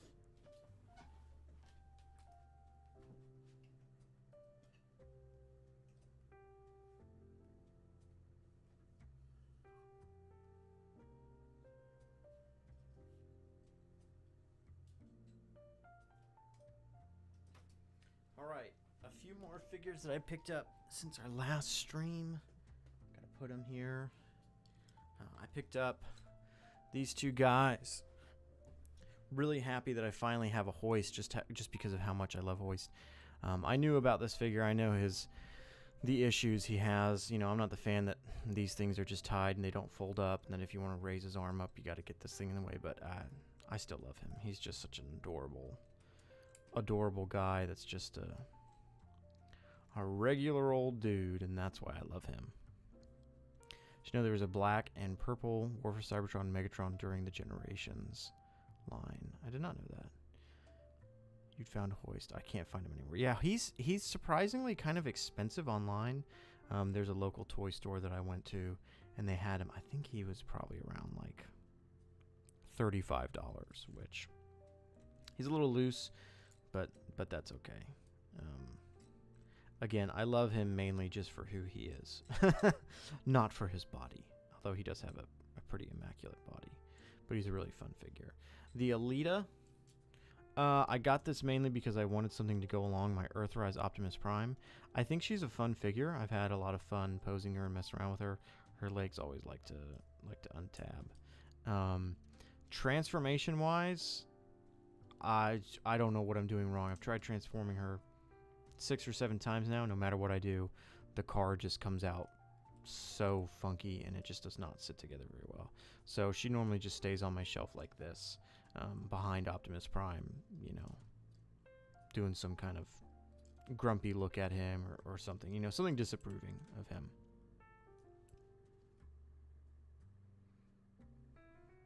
Double knees, that's got to make up for the arm. Yeah, it's for transformation. He's got that one knee, two knee. Really can't fold it. But a lot of gaps. I have a buddy who's sending me some gap fillers from across the seas, which is really nice. It does make it. He is very posable. He's very poly. Technically has double jointed arm. Is it double jointed arms? No, it's not. But his arms do bend past 90. But again, it's just because this piece is tied to the arm, which there are some upgrade kits, but they're kind of expensive, and it seems like a lot to take this whole assembly apart. So those two guys, and then I got a Siege Starscream to go with my Siege Seekers, who's over there on the shelf. I'm not gonna grab him, but I finally got my white whale, not because this figure is rare or hard to come by or necessarily super expensive for what it is, but just because I've always wanted it since I was a child, and that is Beast Wars Depth Charge. And this is going to be really hard to put in screen just given how big his back is. I mean, look at this guy. Just huge, chunky back. So I went to a toy store. I'm not going to say a local toy store because it's not local to me. Here, if I do this, maybe that'll give me some more room. And they actually had a box full of Beast Wars, mainly not Beast Machines, Transmetal Beast Wars figures that was just sitting there, and the guy behind the desk was actually pricing them. And I was like, oh man, he hasn't priced them. He's probably not going to let me look at it. And I asked him, he's like, yeah, he's like, you can mess around with it, transform it. Just, you know, I haven't priced it yet. I said, that's totally fine. And I picked him up, and he's in really good shape. His chrome is in really good shape. His head is super loose, but that doesn't matter really too much to me. He has all of his accessories. He's got a little bit of, see if I can find it here. It almost seems like battery acid or something. Some splotchiness that I still need to clean off. Some of these figures are kind of dusty too. And I was super happy to get him. And the guy was looking at him. He's like, well, I need to price him. You know, so I need to look on eBay and see what he goes for. I was like, yeah, sure, absolutely. And I saw the guy looking on eBay, and there were some there that were going for like $20, $30, and I was like, that's not really fair because he's complete.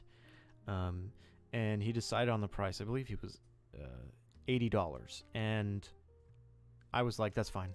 I'm good to get it. He's in really good shape. He has all of his accessories.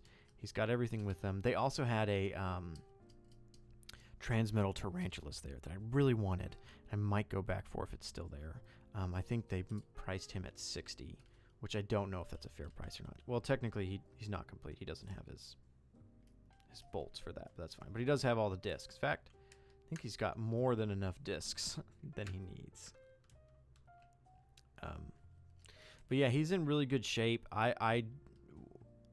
The chrome is not really super scratched up. And so for me, that was a decent price for the figure.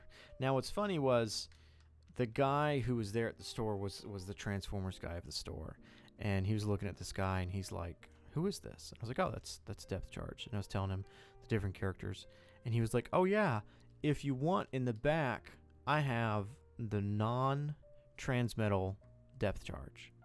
And I was sitting there like, non-Transmetal like, did they make a non-Transmetal Depth Charge? I was like, I don't know if that's accurate or not. And I said, no, I just want Depth Charge. And they actually had another Depth Charge in the back that he went out and grabbed for me, was in much worse condition, and he was very nicely was like, no, let's take the tail piece, because actually this guy did not come with the tail piece or the gun. He said, let's take the tail and the gun from the worse version that we have and add them onto this one. And so I was super happy to get him. You can tell just from this top-down view how big his backpack is, how big and chonky these figures were. I don't recall, because I was far too young to have this figure as a child, but I think this was like Ultra Class or something. This is not what a Voyager was back in the day. I'm pretty sure. Well, I could be wrong. Actually, I don't know, because Rampage, who goes against him, is an even bigger figure. I'm sure somebody else knows. Depth charge as a Corvette Stingray would be awesome. That would be awesome. There's a third-party Legend scale figure of depth charge that's made off of the off of a Cyclonus mold. I really want to grab that too because I just love depth charge so much. Will I do a depth charge character analysis video? Probably. It will probably take a while though because there's not a lot to his character. He's pretty simple, and that's fine by me. That's why I like him. He just kind of shows up, yells at Optimus Primal, calls him a baby, and then dies.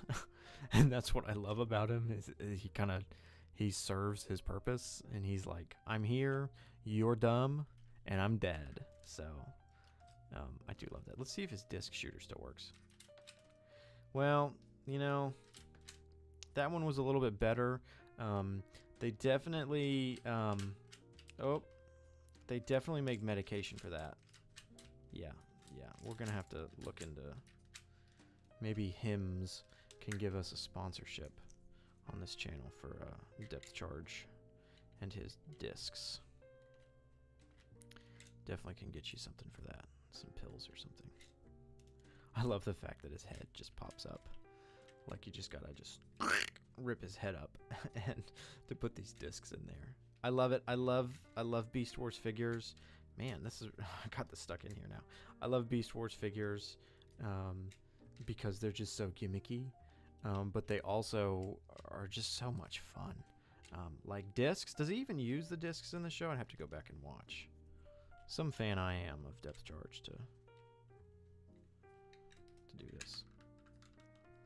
Should be a Corvette class naval warship. You know, there is, again, technically depth charge from the movies, which I think is technically spelled differently. And he turned into that naval ship. He was like a scout class figure. That's one that I'd also really like to have, just because the name is similar. But I've always loved depth charge. Fun fact, my very first email address ever had the name depth charge in it. And people would ask me why. And I'd be like, I don't know. Because I was ashamed to let them know that I loved a Transformer. Have you ever thought of doing giveaways? I have thought about doing giveaways. It's a little complicated. I want to make sure that I stay within YouTube's guidelines. I've done giveaways before through YouTube channels, but I just want to make sure that I have something that is worth it to people. Maybe once Transformers 1 releases on Blu-ray and all that good stuff, I'll do a giveaway. What are these screws here for? Is this just to hold it? It's probably for the springs as well. No bolts. Come on, get back in there. Come on. So yeah, he does not technically sit on my Transformer shelf. He sits above everybody else because he's better than everybody. Can you give away the depth charge to me? I'm afraid not. I'm afraid this guy is going to stay with me for a very long time. But I don't think he's horribly priced online. He is expensive, but that's just because he's an older toy. And so he's obviously harder to come by. Come on. He's very fiddly too. Very wobbly. But I love him. I love his colors too. So yeah, this was definitely the highlight of last month, grabbing this guy. You know. Oh, I forgot that his tail technically pops off. And it looks like somebody, whoever owned this before, it looks like they put some glue or tape in there to keep the tail attached. There we go. Is that how his tail goes? Yeah. Rah. We're going to keep him kind of just like that.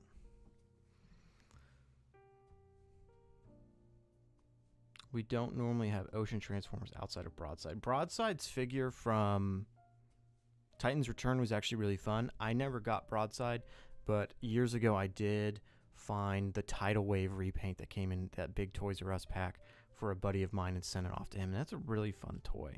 I kind of hope we get another Broadside. Repaint the Tidal Wave into Broadside, and, well, that's a pretty expensive figure. Who's your favorite Transformers based on design? You guys are always coming up with these good questions that I don't know how to answer. I think overall design-wise,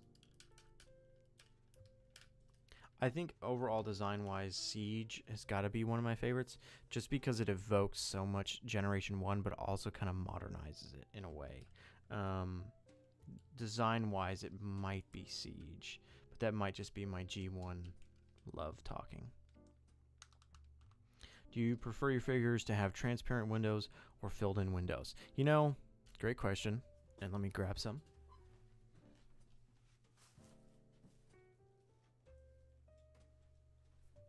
So, if I have a choice, I'd much prefer the filled-in windows, but I'm also not going to say no to having a version that doesn't have them in. I prefer the filled-in windows like this, just because they're going to match better with, like Studio Series Optimus Prime is coming. Technically, Studio Series Bumblebee has black windows. It's fine, not that big of a deal.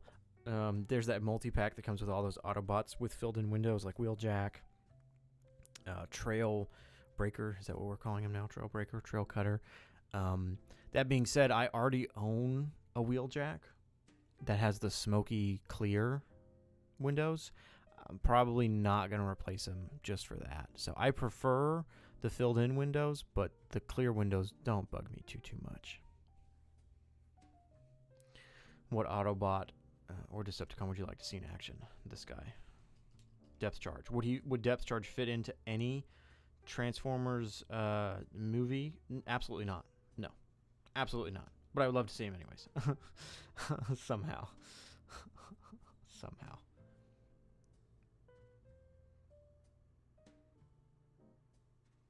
He's going to pull out the Last Night Barricade with the transparent backpack that always comes off. I never got that figure. He does look interesting, though. Something that's funny, though, is I got this figure. This figure I slaved away at till I finally found him on eBay for a good price. And his backpack, you can see, it'll stay in, but it is the loosest thing in the world, and it always bugged me. And so then when I got an eBay listing with this guy, I was like, I'm probably not going to keep him because I already have one. His backpack, solid. That thing ain't going nowhere. I just always found it funny. So I just need to tighten the peg on this one a little bit. But I do have two. This one sits on my Autobot shelf. This one sits on my Decepticon shelf because the Decepticon shelf is so empty. And so I want something to fill it out. And I just have Starscream pointing a gun at him. So fun times. Let me go put him away.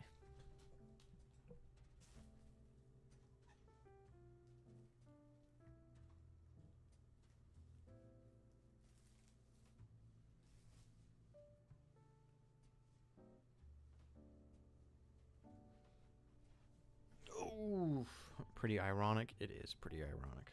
Yes. Good stuff, though. Okay, everybody, we just hit the 2-hour mark. That's normally where we wrap up the stream. Probably gonna close it down for today. I've got a business trip that I need to. We'll keep this guy in here. I've got a business trip that I need to get ready for. I'll be gone. There are videos scheduled for for the rest of the month, actually. Next week, we have another video on Skybound Optimus Prime. It's a video titled something like The Price of Leadership. I don't recall. You would think that I would remember what I title my videos. I don't. It's because they go through so many different iterations. And then after that, we have a video on an IDW character, which some of you guys correctly guessed in the comments. And then what else do we have? We got another episode of Delta Base coming out this month. I believe it's coming out next Saturday. Don't quote me on that. So we got Optimus Prime, an IDW video. We got a Delta Base video. I think we have one more video that I'm blanking on right now. In fact, let me go here on the back end of, whoops. Well, there goes the jazz music, guys. Sorry. Now YouTube isn't working. YouTube Studio, that's what I'm trying to get to. Come on. What do we got? We got the Optimus video. Ah, yes. Then we have the Optimus video. Then we have another video on... we have another Delta Base episode. Optimus, Delta Base, IDW video, and then to round out the month, we have a more broad topic that we're going to be talking about Optimus Prime. Will you only be covering the Energon universe, or will you explore past Transformers comics? Ethan, I technically do. Again, I do IDW videos every now and then. I did that Hoist video. Another one's coming out in 2 weeks. I've thought about covering them. I think it's not as big of an interest for me, mainly just because the Energon universe is ongoing, and so it's a little bit more in the public eye. I think there's already been so many great opinions given out on IDW, IDW 2019, Dreamwave, all these other great comics. I think a lot of the best takes have already been talked about, and so I'm not sure if I can really add much to the conversation when it comes to those. But I do pick up those comics every now and then and want to make videos. I don't want to promise this, but I do have a script for an IDW Tarn video. We will see. We'll see. Probably when I get that Tarn figure, I will feel more inclined to make that.